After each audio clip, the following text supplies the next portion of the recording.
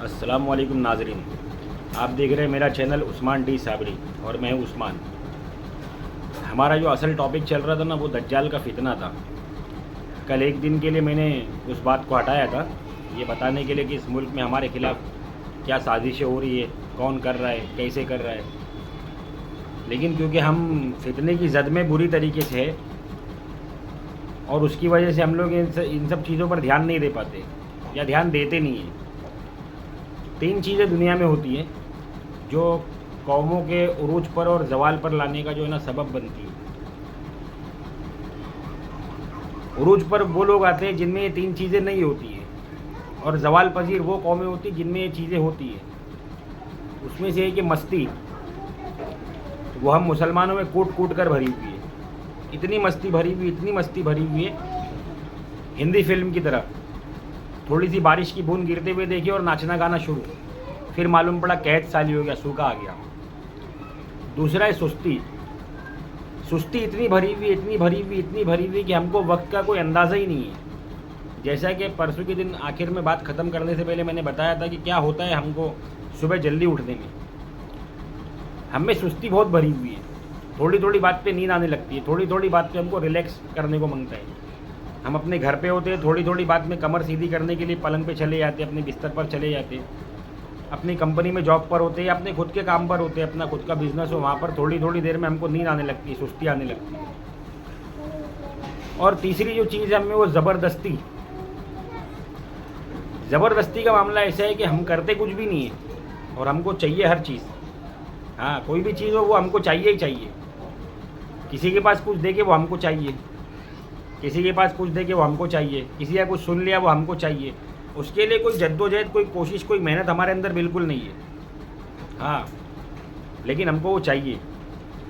अब यही तीनों चीज़ें जिस कौम में नहीं होती है ना, जिसमें मस्ती नहीं होती है, जिसमें सुस्ती नहीं होती है, जिसमें ज़बरदस्ती नहीं होती है, वो कौमें उरूज पर आती है। और जिन कौमों में तीनों चीज़ें होती है वो जवाल पजीर हो जाती है। हाँ, अब मैं आप लोगों को बताऊँगा कि कैसे जो है ना यहूदियों ने हम लोगों को इन तीन चीज़ों से लैस कर दिया है पूरे तरीके से। हमारे मर्दों को, हमारी औरतों को, हमारे कल्चर को। वो खुद तो सुबह उगते हुए सूरज के साथ उड़ जाते, मगर हमको सिखाया है दोपहर में या जब सूरज आसमान पर चढ़ जाए और अपनी पूरी तपिश पर आकर वो जवाल की तरफ जाने लगे, वापस से डूबने की तरफ जाने लगे, उस वक्त तुम उठा करो। और अगर उससे पहले कोई तुमको उठाए तो उसको बोलो ये बूढ़ा और दकियानूसी ख्याल का इंसान है। हम लोग मॉडर्न कल्चर के लोग हैं। हाँ, हमारा उठने का यही टाइम है भाई। हम लोग रात को कॉल सेंटर में थे, या हम लोग रात को पार्टी में थे, या हम लोगों ने रात को जो है ना मोबाइल पर फला एप्लीकेशन खेलते में, पबजी खेलने में, इसमें खेलने में, उसमें खेलने में अपना टाइम ख़राब कर दिया, या हमने रात अपनी बर्बाद कर ली किसी भी तरीके से। तो हम तो अभी उठे गए। मैंने ऐसे लोग भी देखा जो शाम में 4 बजे सो के उठते हैं। हाँ, और मैंने जब ऐसे लोगों से कहा कि भाई शाम में 4 बजे इंसान सो के उठता है क्या, वो भी मुसलमान, हो नहीं सकता, तो उन लोगों का मेरे को जवाब मिला रिटर्न में कि भाई हम तो यही टाइम सोकर उठेंगे, तेरी बात तेरे पास में रख। भाई बात मेरी नहीं है, मेरी होती तो मेरे मुंह पे मार देनी चाहिए थी, मैं खुद ही मार लेता अपने मुंह पर, क्योंकि मैं इतना बददिमाग नहीं हूँ। हाँ, ये बात, ये निज़ाम, ये कायदा हमारे अल्लाह का बनाया हुआ है।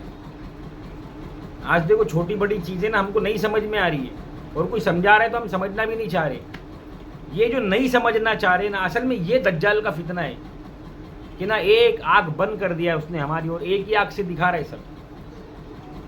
एक आँख से देखो, एक आँख से देखो। हमारे यहाँ पे एक ओल्ड लेडी थे, इंतकाल हो गया उनका, अल्लाह उनको जन्नत दे। उनका डायलॉग था, मैं एक आँख से देखूँ, मैं सबको एक आँख से देखूँ। तो हम लोग जो है ना दज्जाल के इस फितने में बुरी तरीके से मुलव्विस हो गए।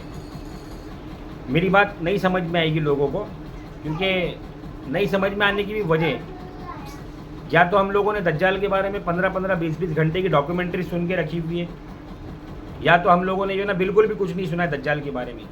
या ये मैं मुसलमानों को बोलूँगा कि हमारी कौम में जो मुनाजिर, बेवकूफ़ मुनाजिर है ना, बेवकूफ़ मुनाजिर, ये मुनाजरे लगा के बैठे हुए, ये सुन्नी, ये 24, ये 25, ये 26, ये कमबख्त लोगों की वजह से, ये बदबख्त लोगों की वजह से हम इसको सुन भी नहीं पाए, समझ भी नहीं पाए, और उन लोगों से हम लोगों ने उल्टी उल्टी चीज़ें सुनी है।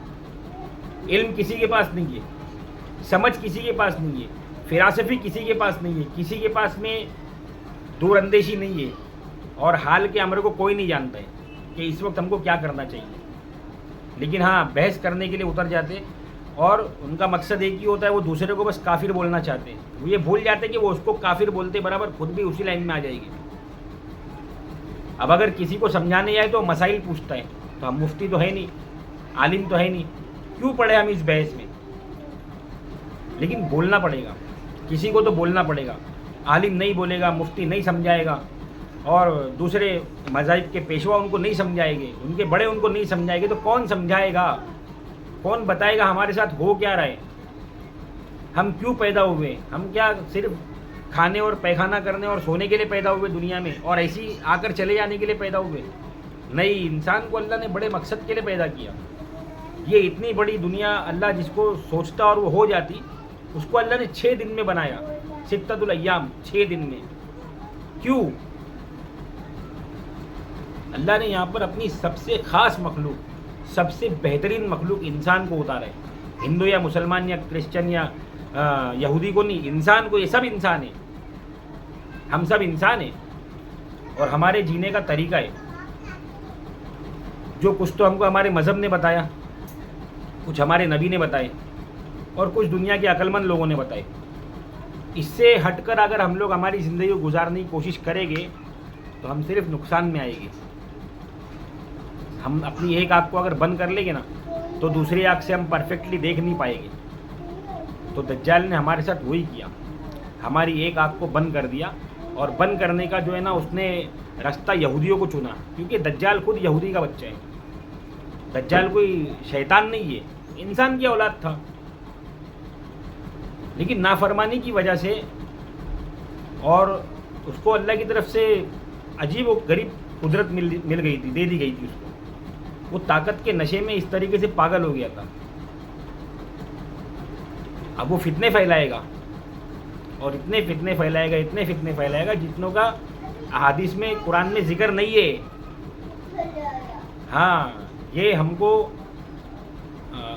उलमा इकराम की और हमारे असलाफ की जो है ना पेशन गोइयों में मिलेगा।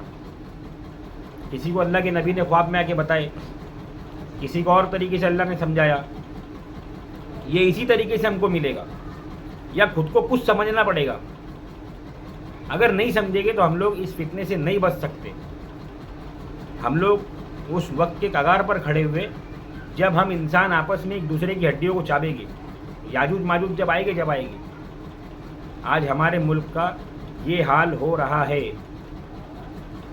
आज राहुल गांधी ने नरेंद्र दामोदर दास मोदी पर 30 लाख करोड़ रुपए का मुकदमा ठोक दिया है, शेयर बाजार गिराने की वजह से। 30 लाख करोड़ रुपए किसके थे? अब जो भूखमरी फैलेगी इसका जिम्मेदार कौन?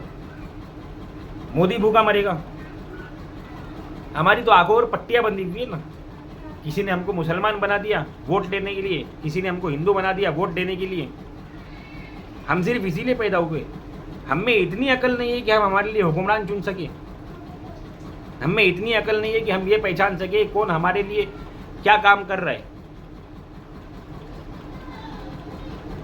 होश में आने की ज़रूरत है, समझने की ज़रूरत है कि हमको इस दौर में क्या करना चाहिए, कैसे दज्जाल के फितने से बचना चाहिए, कैसे हमको हमारे घर की माँ बहनों को अपने हाथ में समेट कर लेकर चलना चाहिए, कैसे खुद को एक ख़ानदान के निज़ाम में आना ज़रूरी है हमको।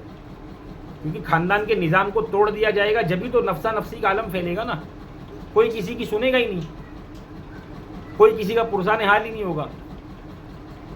मैं कई सालों से सदा लगा रहा हूँ, मेरी सुन लो, मेरी सुन लो, मेरी सुन लो, मगर मेरी कोई नहीं सुन रहा। मैंने सोचा था यूट्यूब के प्लेटफॉर्म से लोग मेरी सुनेंगे, इस पर भी चुनिंदा लोग ही मेरे को सुन रहे, शायद वो भी बंद कर देंगे। कोई मसला नहीं, मैं मेरी जिम्मेदारी से बरी हो जाऊँगा।